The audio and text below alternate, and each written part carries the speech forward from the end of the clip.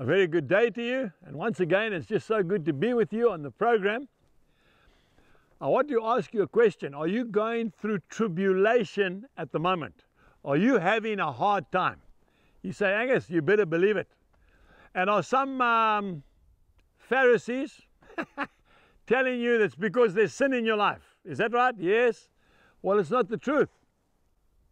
It's not the truth. Not every time anyway. I want to tell you, the saints in the Bible went through more tribulation than you and I will ever experience. The man that wrote 2/3 of the New Testament, Paul, was shipwrecked. He was stoned, left for dead more than once. He was lashed with the 39 lashes. By the way, they gave you 39 lashes because the 40th one will kill you. Okay? And what did he do wrong? He was a saint. He had his head cut off because he would not deny the Lord. I want to say to you that tribulation works patience, patience character, and character hope. And you can find that in Romans chapter 5 and verses 3 and 4. New King James Version says, and not only that, but we also glory in tribulations, knowing that tribulation produces perseverance.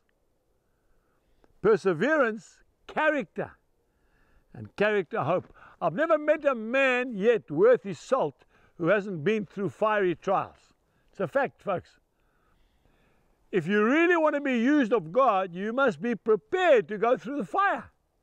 If you can't, Jesus says, unless you deny yourself, take up your cross daily and follow me, you cannot be my disciple.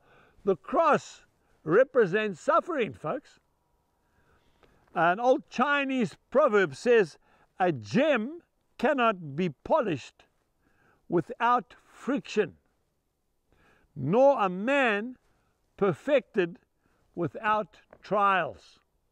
So why is it that you and I so often cry out, Lord, Lord, why is this happening to me? No, if the Lord is the Lord of your life, trust Him and move on. Okay? Many are the afflictions of the righteous, but the Lord shall deliver him from them all. Psalm 34, verse 19. One of my favorite scriptures in the Bible.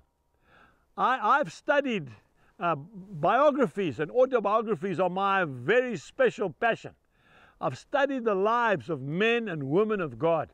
I have not read the life story of one person who's been effective for God who has not been through fire. Not one.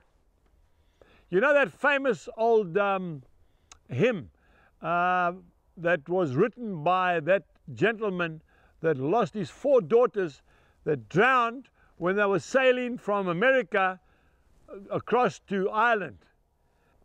That old hymn called It Is Well With My Soul. I think the man's name was Horatio Spafford. It's one of the most famous hymns ever written. That man got a telegram from his wife, all lost. Okay? All lost. She was the only one left. Her 4 daughters were drowned.